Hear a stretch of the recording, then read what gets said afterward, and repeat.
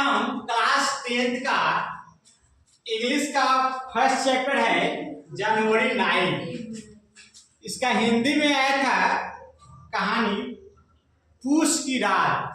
पूस की रात, जैसा कि आप लोग जानते हैं जनवरी को हिंदी में पूस कहते हैं। हिंदी महीना पूस होता है और इंग्लिश महीना जनवरी होता है और कड़ाके की ठंडी पड़ती है। इसके लेखक हैं प्रेमचंद। तो सबसे पहले हम लोग प्रेमचंद के बारे में पढ़ेंगे। प्रेमचंद के बारे में ऐसा वीडियो कीजिएगा कि साफ दिखाई दे। Yes sir. हाँ, जहाँ पढ़ेंगे वहीं पर थोड़ा सा।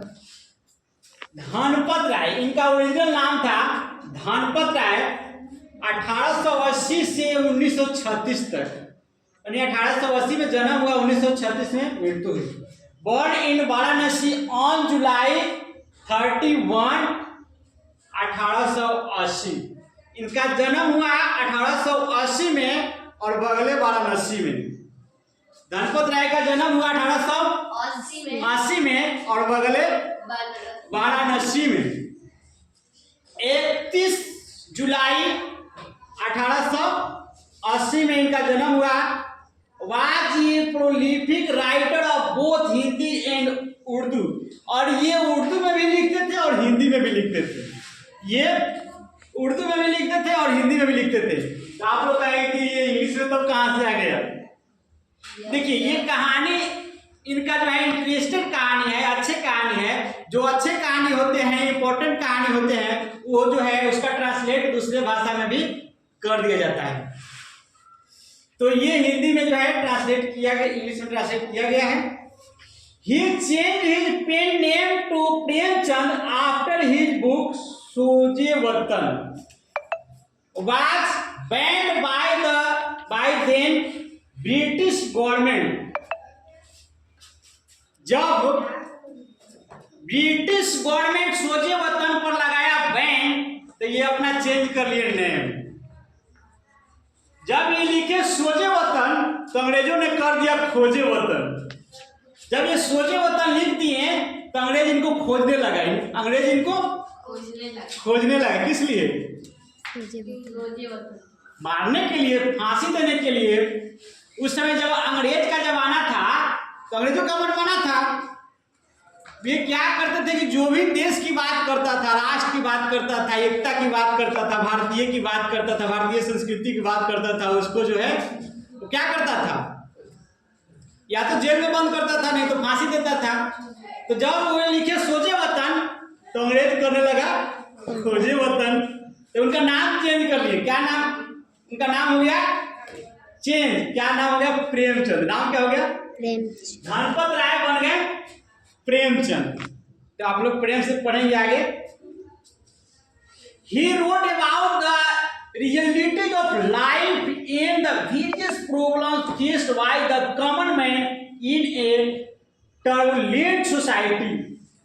और जो है ये जीवन की सच्चाई, ये जीवन की सच्चाई के बारे में, जो गांव देहात के साधारण आदमी जो फेस करते थे, सामना करते थे, जो दुख भरे जीवन थे, कष्ट भरे, अभावग्रस्त जो लोग थे, उनके जीवन के बारे में ये सच्ची घटना लिखते थे। ये कैसी घटना लिखते थे?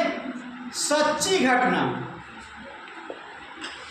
He focused chiefly on rural India and the exploitation faced by common villagers at the hands of priests, landlords, loan seekers, etc। ये मुख्य रूप से प्रकाश डाले ग्रामीणों के शोषित होने का। किसके द्वारा? लैंडलॉर्ड, प्रीस्ट माने पादरी, जो पंडित जी लोग थे, वे लोग अलग शोषण करते थे कि भगवान पर ये चढ़ाओ, 121 रुपया गणेश पूजाई दे दो, तो पैर पूजाई दे दो, तो भोजन दक्षिणा दे दो, तो तुम्हारे ये मर गए हैं तो ये दे दो, तो ये चढ़ा दो, तो ये सही होगा। तो वे शोषण, प्रीस्ट शोषण करते थे अलग, लैंडलॉर्ड जमींदार शोषण करते थे अलग, और ये जो है लोन साठ जो लोन देते थे, कर देते थे, वे लेते थे 5 से 10% 10% मंथली, 5 से 10% मंथली कर्ज जो देते थे वे बहुत जो है ज़्यादा इंटरेस्ट लेते थे। और क्या हो जाता था, मजदूर जो थे, साधारण लोग जो थे, गरीब लोग थे, वे इतना कर्ज से दब जाते थे कि वे ऊपर उठने का फिर उनको जो है क्षमता ही नहीं रहता और वे बंधुआ मजदूर बन जाते थे। अगर पापा लिए उसके अगर पैसा और वो पैसा नहीं चुका सके तो बेटा भी जो है उसके घर पर काम करेगा, उसके खेत में काम करेगा। वो अगर नहीं सधा पाया तो फिर उसके पोता जो हो गया वो उसके खेत में काम करेगा, उसके घर में काम करेगा।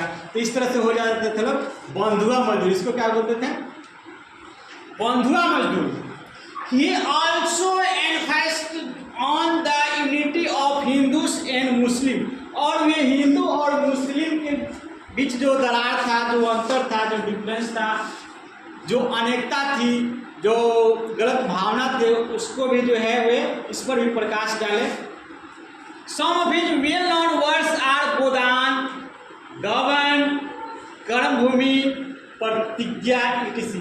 उनके जो महान कहिए या महत्वपूर्ण कहिए जो वर्क्स हैं, जो रचना है, वो है गोदान, गबन, कर्मभूमि, प्रतिज्ञा इत्यादि। अब हम लोग नए वीडियो में इस चैप्टर को पढ़ेंगे। तब तक के लिए धन्यवाद।